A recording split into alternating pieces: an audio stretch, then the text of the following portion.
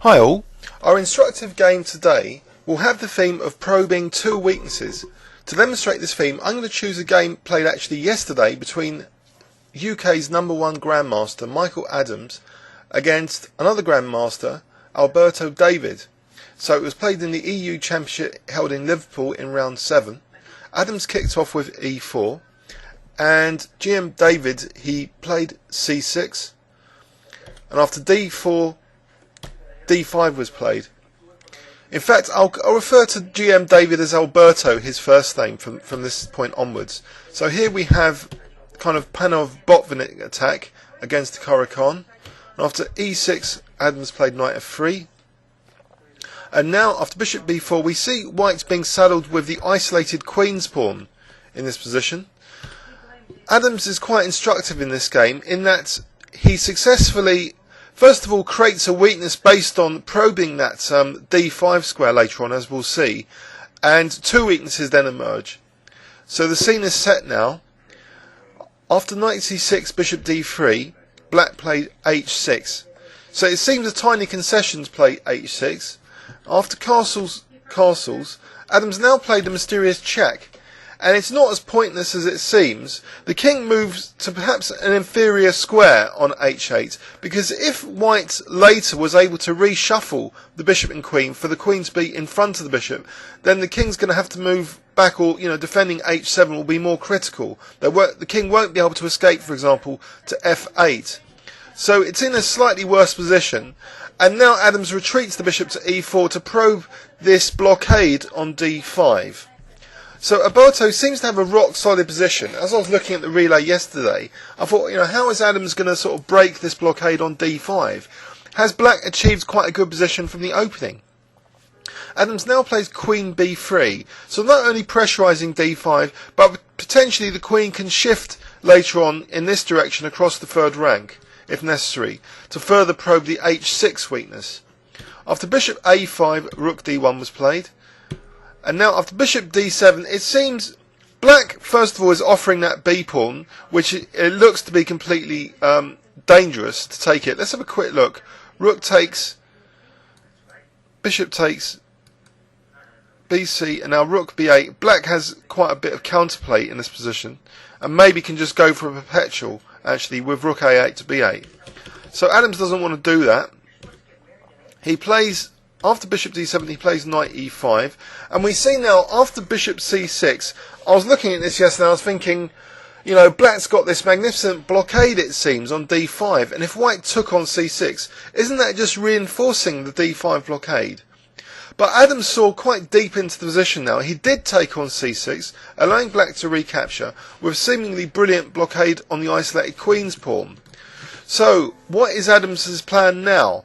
Well, his first plan of attack is to pressurise the c5 square. So he plays Knight a4. So that's one weakness of this backward pawn on the semi-open c file. And we'll see that actually it's not only c5, it's c6 which is a problem. And Adams skillfully uses simultaneously the c6 and the h7 weaknesses, as we're about to see from these manoeuvres. So after Knight f4, Queen f3,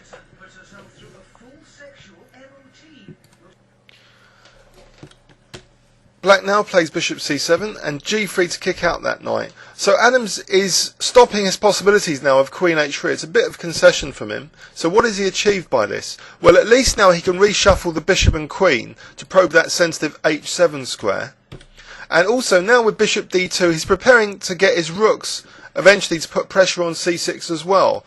So c6 and h7 is the theme of the game here. How, as White, you would try and attack both to put Black under increasing pressure.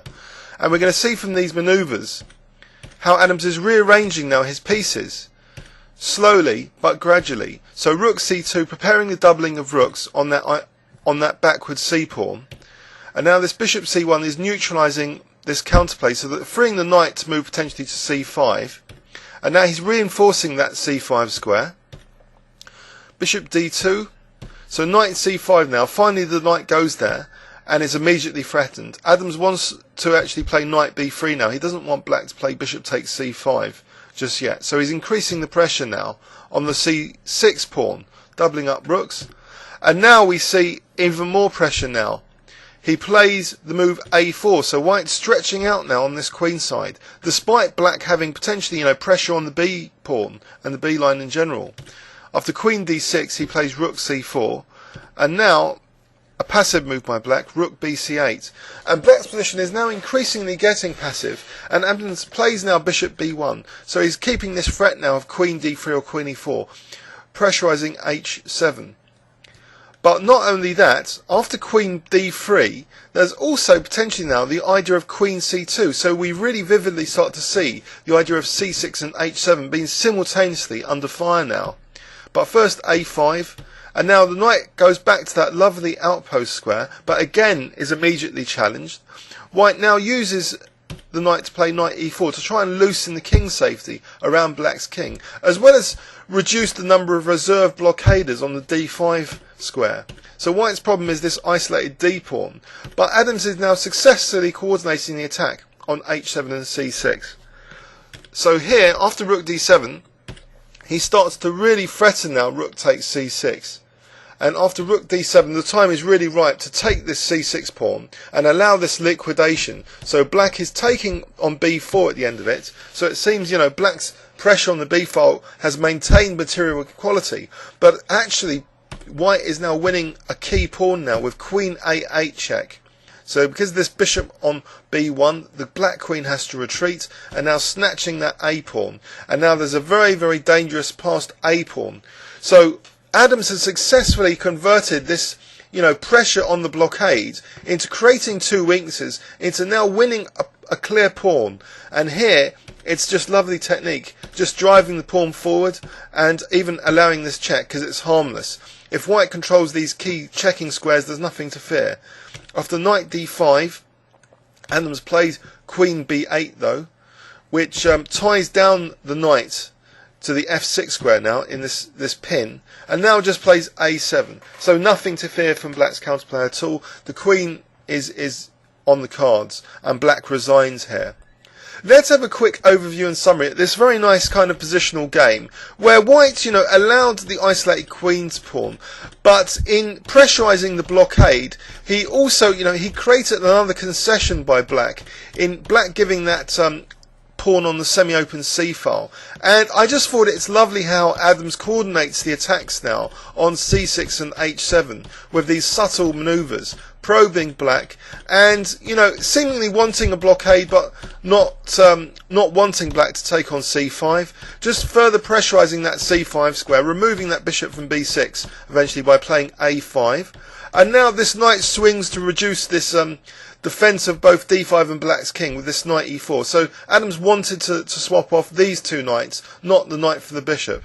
So that's kind of instructive, I think. But furthermore, this queen motion onto c2, attacking simultaneously these points, and also now threatening queen a4.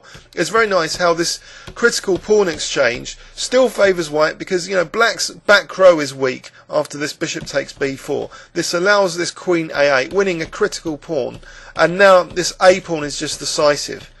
So I thought that's a pretty instructive demonstration of A, accepting an isolated queen's pawn, B, pressurising 2 points in black's position simultaneously, and undermining the blockade and also black's king safety in order to get a decisive pawn up in this endgame, which black could do nothing about. A very nice positional performance by Adams. I hope you enjoyed that. Please leave any comments on YouTube. Thanks very much.